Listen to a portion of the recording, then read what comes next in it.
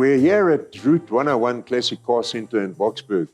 I must say it's an amazing classic car emporium for the enthusiast. This is where they do all sorts of restorations, largely specializing in English sports cars, and a couple of Germans and Americans thrown in for good measure. So, Thijs, how did you get involved with this whole classic car movement? When I retired in 2006 from my normal business, I was bored and I was always interested in the classic cars. So I acquired some cars, and that started the whole thing going. From there, it developed that we started getting requests from collectors to do some work on their cars.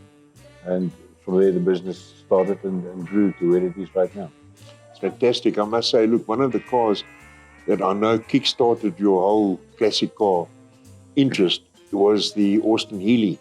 And we have one of these behind us here. That's your car. Tell us a bit about your Austin Healey. I always had like the looks of the Austin Healey because it is one of the most beautiful British sports cars. And the first car I purchased was an Austin Healey 106, and I had that for many years.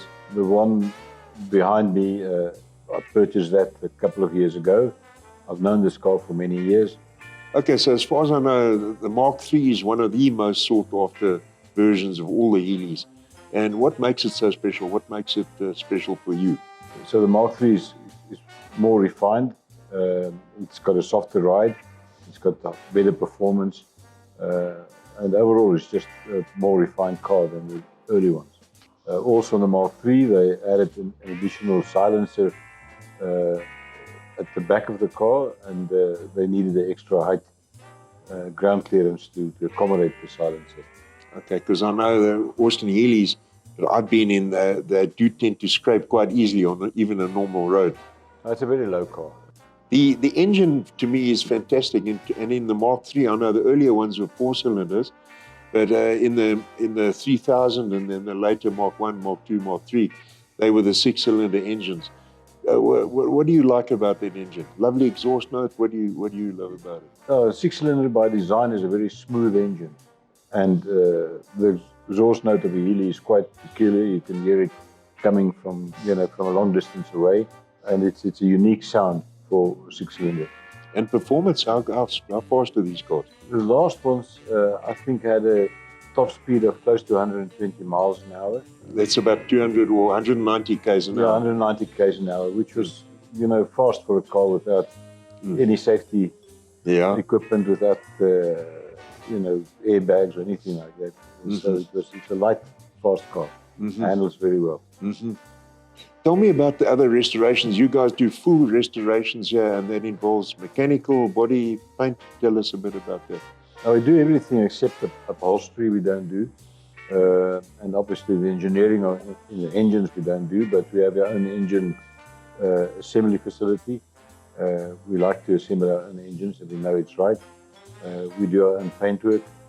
Okay, we do our own body work. That includes fabrication of panels.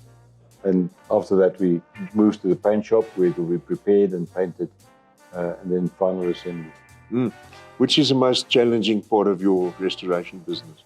If you get a car that is in a very bad condition and you have to manufacture panels or even parts that you can't get, it's sometimes difficult to get the part correct, only based on pictures and not really based on engineering drawings. If you had to name one car in your workshop over here, and there are close to 30 cars here, what would be the car that you would pick? It's either got to be a Healey or probably an E-Type Jag. I think that's the two that, although I've Mercedes 190 SL as well, the cars are different, so you can't really compare them. So each car has got its own unique features. Obviously, you guys have passion for what you're doing here. Why is there so much passion for these old cars?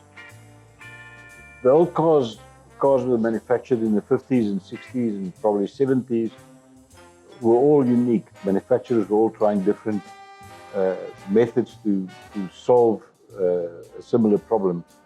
So the cars are different, they have different ways of solving the problem, they behave differently, and each car, the old cars, have got a character of their own, whereas new cars are very similar.